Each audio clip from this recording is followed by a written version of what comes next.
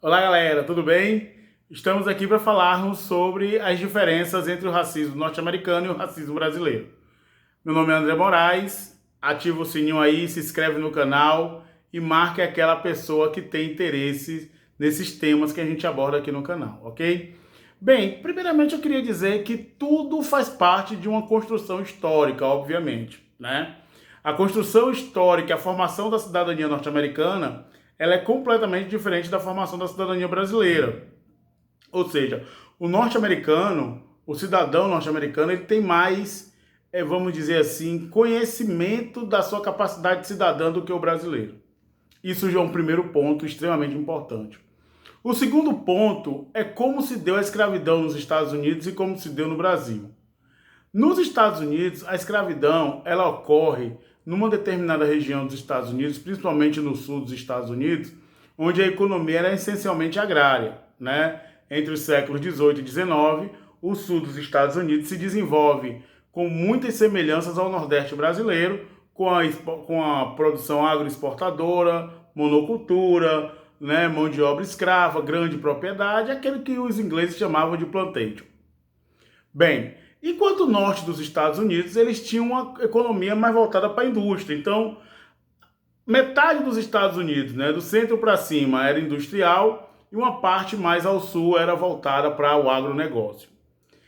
Esses interesses de nortistas e sulistas, eles só tiveram um, um compartilhamento de interesses quando foi para se livrar da Inglaterra, lá no processo de independência das 13 colônias. Desde a independência até a Guerra de Secessão, até meados do século XIX, entre 1860 e 1865, até esse período eles viam desse antagonismo. O presidente tinha que beneficiar mais a política do Sul, agrária, ou mais a política do Norte, industrial. Então esse antagonismo entre os americanos, entre os nortistas americanos, entre a América do Norte, que é hoje os Estados Unidos, ele sempre ocorreu, essa disputa entre nortistas e sulistas. Quando Abraham Lincoln assume, Abraham Lincoln republicano, não com caráter republicano de hoje. Aquele republicano, naquele período, eles faziam mais o papel do que os democratas fazem hoje. Há essa complexidade na questão dos nomes dos partidos do século XIX e século XX. O Partido Republicano, naquela época, representava os interesses do Norte. E quando o Abraham Lincoln assume, ele toma algumas medidas que vai prejudicar a economia sulista, como, por exemplo, questões tarifárias, né? Os nortistas eram favoráveis a medidas protecionistas para impedir a entrada de produtos estrangeiros. Afinal de contas, os nortistas não queriam concorrência de produtos ingleses dentro dos Estados Unidos. Por outro lado, essa medida afetava os sulistas, porque eles compravam produtos de fora, logo ficariam mais caros, e sua produção também era para fora. O que acontecia? Quando os Estados Unidos aumentava as tarifas alfandegárias, os países que se sentiam prejudicados também aumentavam suas tarifas alfandegárias, o que prejudicava os sulistas. Outra coisa que prejudicava os sulistas também era a política, a famosa marcha para o oeste. Enquanto os republicanos na época, né, os que defendiam os interesses dos industriários, da indústria nortista, enquanto eles queriam essas terras do oeste para implantar cidades e aumentar o seu mercado consumidor, os sulistas queriam essas terras do oeste, que estavam conquistando na famosa marcha para o oeste, para fazer terras agricultáveis. Ou seja, mais uma vez os interesses estavam ali, né, antagônicos. E o estopim foi a proposta de Abraham Lincoln de acabar com a escravidão. A escravidão ela prevalecia quase que 99% no sul dos Estados Unidos, nas fazendas de algodão, entre outros produtos, né, norte-americanos. Mas a escravidão predominava no sul. Qual era a ideia dos nortistas? É que com o fim da escravidão, esse mercado, essa população negra, ela se tornasse mercado consumidor, né? E é bom lembrar que a população negra dos Estados Unidos, mesmo nesse período, ela girava em torno de 13 a 15% da população. Havia uma predominância branca, a maioria era branca, estrangeira, da Europa, mas os negros representavam 15% da população, diferente do Brasil, que é um caráter importante para o que nós vamos né, obter no final desse vídeo sobre a questão das diferenças do modelo e do tipo de racismo de cada país. Bem, então os nortistas, né, você tem a Guerra de Secessão, que é uma guerra, a maior guerra do século XIX, a gente pode dizer assim. Foi uma guerra em que os sulistas resistiram bravamente, né? Tem lá como os sulistas se sentem tão prejudicados, eles tentam se separar dos Estados Unidos para ter suas próprias leis. Só que a Constituição americana ela não permitia que a federação se desmembrasse, que o Estado se separasse da federação. Então Abraham Lincoln declara guerra aos sulistas e você tem um conflito entre os federados, liderado pelo Abraham Lincoln, os Estados Unidos da América, o Exército do Norte era maior e economicamente também melhor.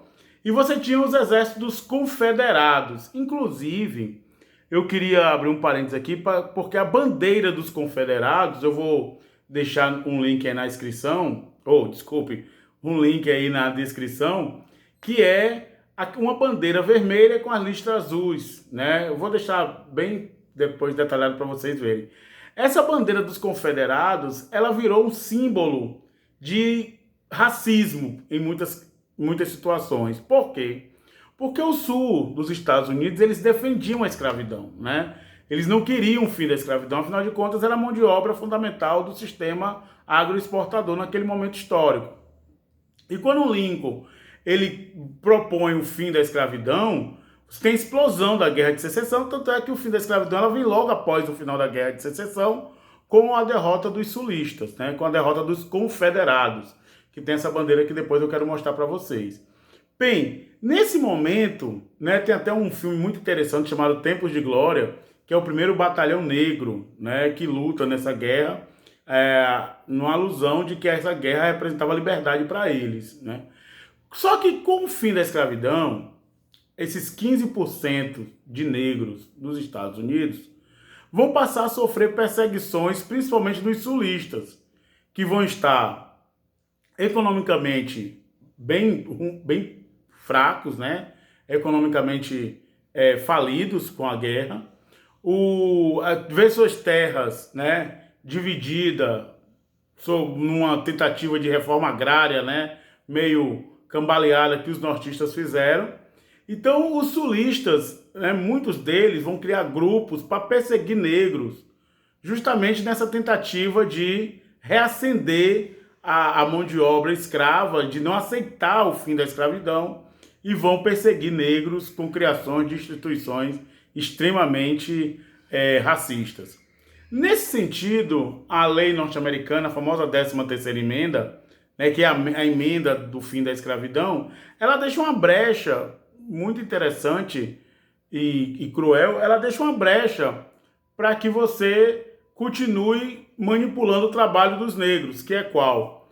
É que todo homem, né, a 13ª emenda, ela diz que todo homem ele vai ser proibido de trabalhar de forma forçada, desde que não cometa crime. Ora, então vamos fazer com que as pessoas cometam crimes. Como é que você faz para que as pessoas cometam crime? Você criminaliza seus costumes e algumas tradições. Então, os fazendeiros sulistas deixaram de ter escravos, mas muitos homens negros passaram a ser prisioneiros e exercer trabalho forçado, o que ajudou a renascer a economia dos estados sulistas, né? Isso é uma realidade muito cruel nos Estados Unidos. E em 1890, você tem a famosa lei de segregação americana, chamada Jim Crow, né? O Jim Crow, ele é uma lei que proíbe negros de frequentar determinados ambientes, é uma lei que separa declaradamente, né, o negro do branco nos Estados Unidos, colocando o negro num patamar de o segundo cidadão, sem poder exercer o direito ao voto. Ou seja, o negro é como se fosse um cidadão inferior ao branco formalmente, ou seja, tem uma lei explícita nos Estados Unidos sobre isso. Coisa que isso não tem no Brasil. Isso é uma grande diferença importante, que é a formalidade do racismo norte-americano, a segregação racial, e a informalidade do racismo brasileiro, né? Porque o racismo brasileiro ele não é formalizado em lei. Ele é formalizado no detrimento dos costumes e dos valores e de tudo que lembra o negro, né? Enfim. Nessa bola de neve nos Estados Unidos, os Estados Unidos passam 50 anos com leis extremamente cruéis que lembra muito o que foi o apartheid na África do Sul, né? É aí que você vai ter o surgimento da luta pelos direitos civis norte-americanos que só vão ocorrer na década de 60. Mas você tem a famosa história da Linda Brown, que era uma aluna, uma criança negra norte-americana, que não podia frequentar uma escola de brancos. E aí a Suprema Corte norte-americana, na década de 50, decide que a Linda Brown, ela vai poder frequentar aquela escola e o primeiro dia de aula dela é assustador. Assustador. As pessoas cuspindo, jogando coisas nela, mas ela foi firme lá, uma criança firme, e entrou na escola. Depois tem a famosa história da Rosa Parks, né, que não quis se levantar para dar um assento ao homem branco e chegou a ser presa por isso, virou símbolo dessa luta, né? E você vai ter o Martin Luther King, o Malcolm X, uma série de movimentos negros, né, que buscavam chamar de direitos civis, que conquistou, né, com o vice-presidente lá do Kennedy, após a morte do Kennedy, os negros norte-americanos conseguiram uma série de direitos, né, colocando aquela lei lá do Jim Crow por água abaixo. Mas ficou o estigma, né? Ficou a luta contra o racismo, etc. E no Brasil? Bem, no Brasil, nós não tivemos essa formalidade. No Brasil, com o fim da escravidão, você vai ter uma segregação racial naturalmente imposta pelos brancos, com afastamento dos negros e criminalização do comportamento negro. Agora, preste atenção. Não teve uma lei que determinasse que negros não podiam frequentar lugares de branco. Essa proibição, ela se dá de maneira muito sutil. E aí que vem um dos questionamentos muito importantes para nós entendermos um pouco essa coisa do racismo brasileiro e americano. É que o negro americano, ele sabe contra o que ele lutou. O negro brasileiro, ele tem essa dificuldade por não ter uma lei formal, né? Então a gente sabe que existe o racismo, mas a gente vai lutar contra o quê? É muito mais fácil você lutar contra uma lei do que lutar contra costumes. Até porque nós temos ainda no Brasil a falácia da democracia racial. Tem gente que estuda, inclusive norte-americanos estudaram, né, esse modelo brasileiro de miscigenação e achou até, tem americanos que escreveram já sobre isso, hoje em dia eles não falam mais isso, de que era melhor ser negro no Brasil do que ser negro nos Estados Unidos na década de 40, 50 e 60. Então, a falsa ideia de que nós vivemos uma democracia racial, de que as coisas aqui os problemas aqui são mais sociais do que raciais, fazem com que a gente não se proponha a lutar como a sociedade americana lutou agora com a morte do George. Aqui morre Miguel e morre João Pedro e a gente se silencia. O racismo nosso é transferido para a negligência. Erro, né, da polícia, erro que matou aquela criança que foi o João Pedro dentro de uma favela. Então, a cidadania, a forma de se construir a cidadania nos Estados Unidos é muito diferente daqui. O americano, ele não tem nenhum problema, ele não passa pela cabeça dele que um dia os militares vão tomar o poder. Eles sabem que o exercício do voto existe. Eles sabem que a democracia americana existe. Enquanto no Brasil, não tenha uma geração em 100 anos que não tema a presença dos militares no poder, e nós estamos temendo aqui agora novamente. Ou seja, nós não identificamos ainda com a ideia da cidadania, com a ideia de construir a cidade, né? A ideia de ter uma coparticipação na construção de nossas leis, dos nossos costumes, de nossas tradições. Então eu vou repetir a frase aqui de uma senhora que estava sendo entrevistada recentemente. É até covardia comparar, dizer, lá nos Estados Unidos os negros lutam mais do que aqui no Brasil.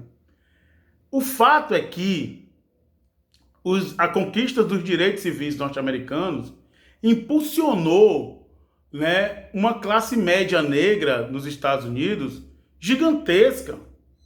Hoje é muito comum nos Estados Unidos, eles só têm 13% da população negra. Nós, com 52%, não temos a quantidade de gerentes que eles têm, de cargos de chefia, de atores hollywoodianos, de cantores e cantoras negras. Por aí você tira. Né? Se eu te perguntar quais são os atores e atrizes brasileiras de fama, você vai me citar o casal lá, o Lázaro Ramos, a Thaís Araújo, vai buscar mais um ali, mais outra acolá. Aí quando eu vou em papel de protagonista... Tá entendendo? Então, por quê? Porque é estrutural. O racismo nosso é como se a gente lutar contra o racismo no Brasil é lutar contra costume, é lutar contra o que se diz cultural. Não é lutar contra uma lei. Os norte-americanos, eles lutam para manter a lei dos direitos civis que garante a eles igualdade. E o que nos garante igualdade aqui no Brasil? É por isso que surge a lei de cotas, mas agora a lei de cotas tem 10, 15 anos. Tá entendendo? Então no Brasil, ao contrário do que se diz nos Estados Unidos, tinha lá afirmado bairro de brancos e bairro de negros. No Brasil também tem. Você tem bairros que prevalece a cor da pele branca e você tem bairros que prevalece a cor da pele negra, preta. Você tem escolas de branco e escolas de negro. Eu não estou falando de exceções, eu estou falando no contexto geral. Então, nesse sentido, é que eu falo para você que a nossa luta aqui no Brasil, ela tem que ser muito mais persistente. E ainda bem que as influências das manifestações lá dos Estados Unidos, com o caso de George agora, influenciaram positivamente aqui no Brasil. E levantou novamente esse debate. Se você vê as cores, a cara dos cantores baianos, que fazem sucesso, você vai ver que a maioria não é a realidade étnica de Salvador, né? Ter a pele clara ainda possibilita maiores chances de ascensão social. Até bem pouco tempo atrás, o Carnaval da Bahia pedia ficha de inscrição. Quem está perto dos 50 lembra disso. Pedia ficha de inscrição, avaliava a sua foto e a partir dali via se você poderia sair ou não no bloco.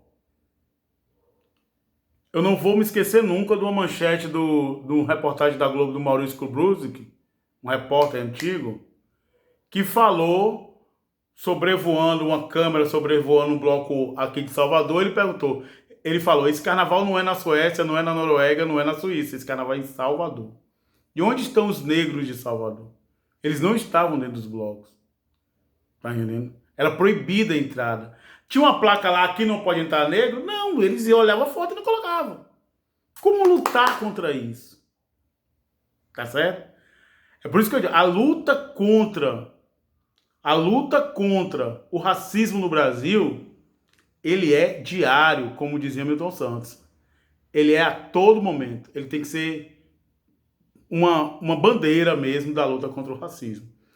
O cidadão brasileiro, ele nunca teve presente na construção. A independência do Brasil foi um arrumadinho. A proclamação da República, as pessoas assistiram bestializadas.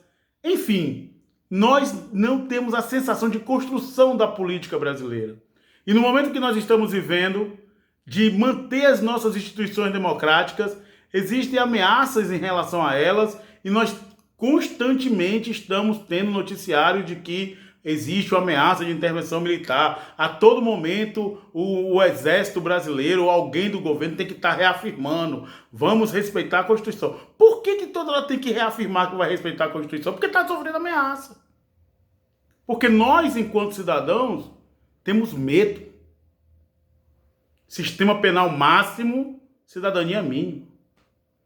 Então, vamos estudar mais, aprofundar mais sobre o tema. Eu já estou levando aqui quase 20 minutos de áudio, de vídeo, mas é para que o assunto realmente ele é grande, ele é polêmico.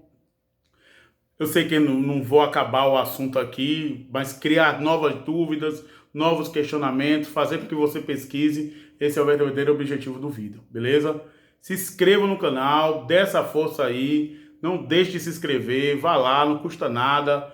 beleza? Se inscrevam, assista o vídeo, curta, comente, deixe aí as interrogações, ok? Um abraço a todos, fiquem bem, André Moraes está na área.